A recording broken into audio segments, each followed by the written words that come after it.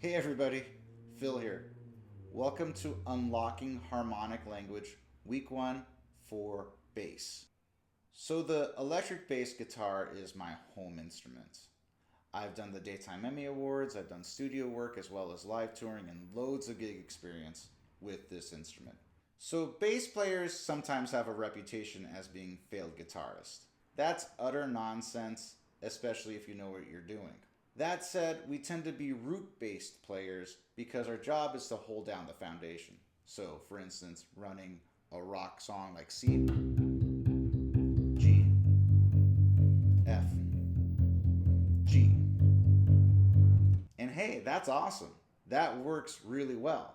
But when it comes time to write things that will be more expressive, especially when we solo, there are tons of options available to us on this instrument.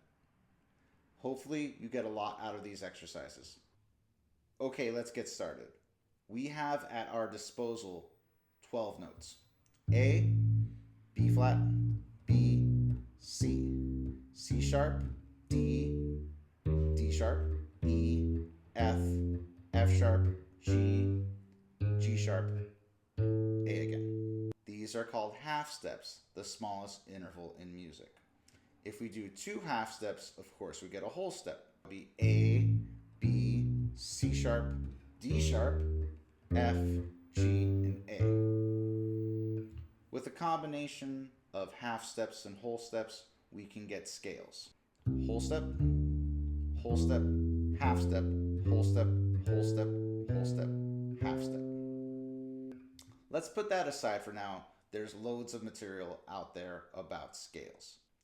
I want to go into 3 half steps, which would get us the interval we call a minor third. For instance, A to C, B flat to D flat, B to D, C to E flat, C sharp to E, D to F, E flat to G flat, E to G, F to A flat, F sharp to A, G to B flat, G sharp to B. Back to A and C. So you can just keep going too if you want to. This is a darker sound.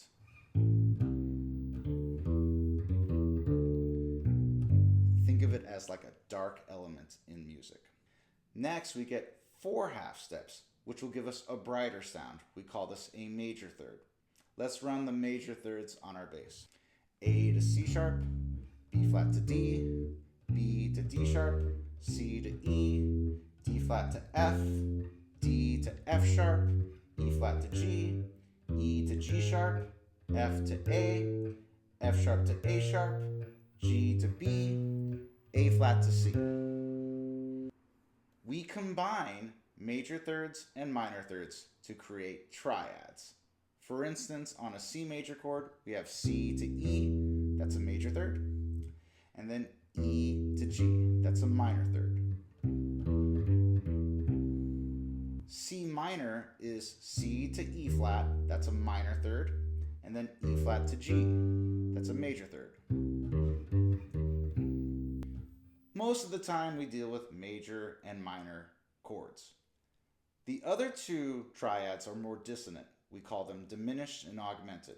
So C to E flat is a minor third, E flat to G flat is also a minor third. Dark plus dark. We get the diminished sound. Major third plus major third will give us augmented chords. For instance, C to E to G sharp. Pretty interesting sounds. But like I said, major and minor chords should be your bread and butter.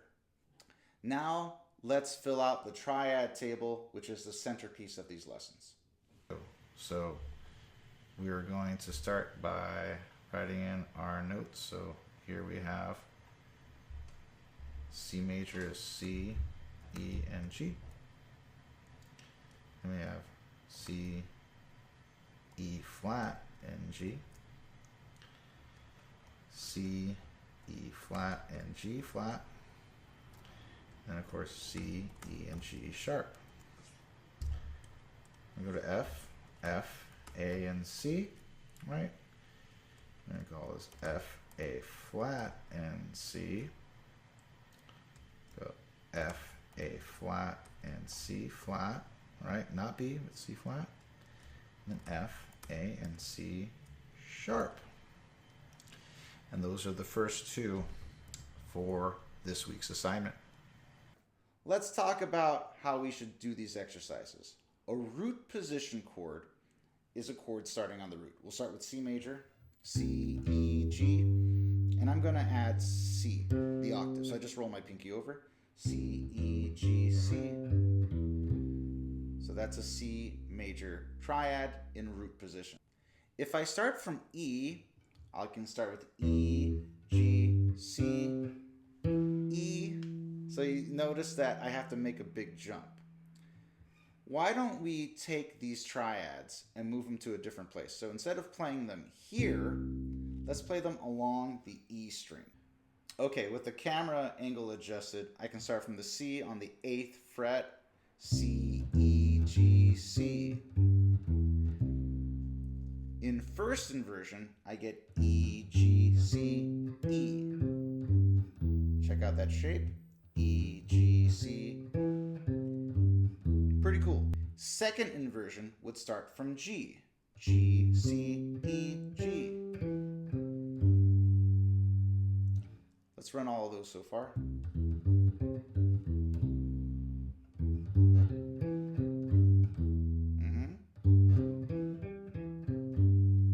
Let's make another move.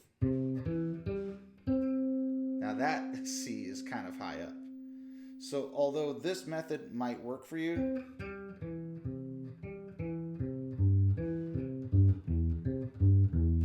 I have yet another option for you. Okay, this is my preferred way of playing these exercises. 8, 12, 10. So I have to shift from the C to the E along the E string, G, C. Let's try E, G, C, E. All right, then G, C, E, G.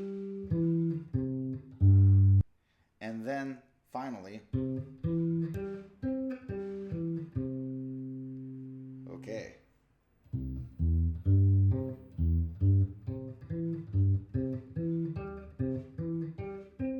Then backwards.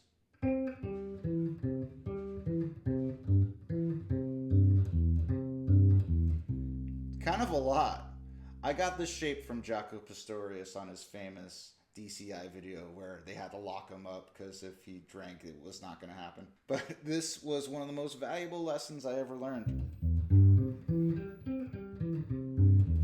It's a beautiful sound, and it's something that a lot of bass players should explore more. Okay, so one more time.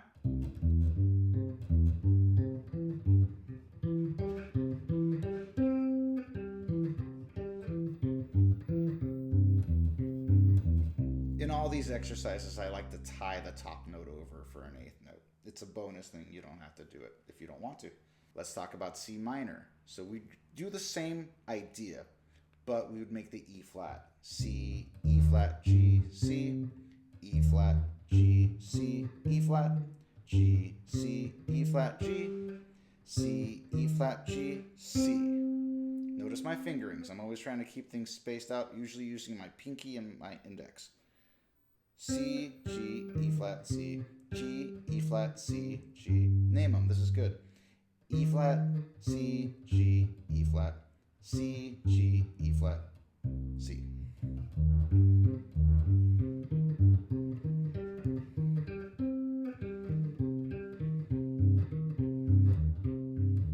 Sounds cool and creepy. Diminished. You got to think about this one because now the E flat and the G is flat. Right? Ooh, I have another option there. Let's try that a different way.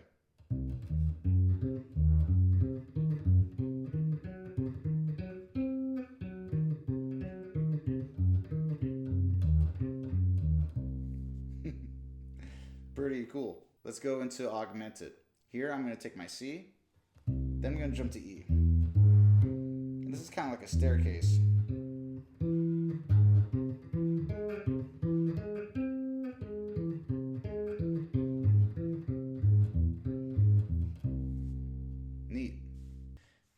other triads we want to do are in F. I'm going to take these down to the lower position. Here's F major.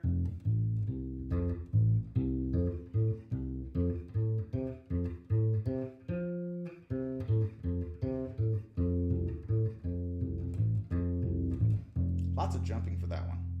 Here's F minor.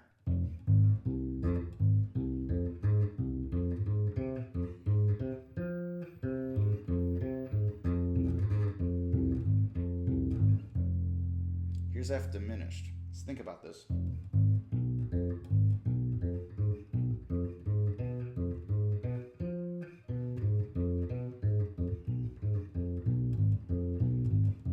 And here's F augmented.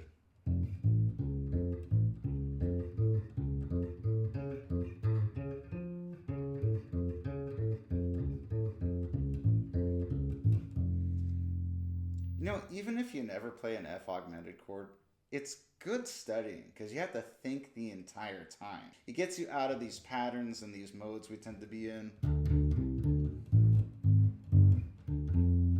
So, try these exercises out for week 1. Let me know how you like them. Subscribe for more lessons, and we'll see you next week for this second lesson where we combine these shapes. It's going to be very cool. Catch you later. Fill out.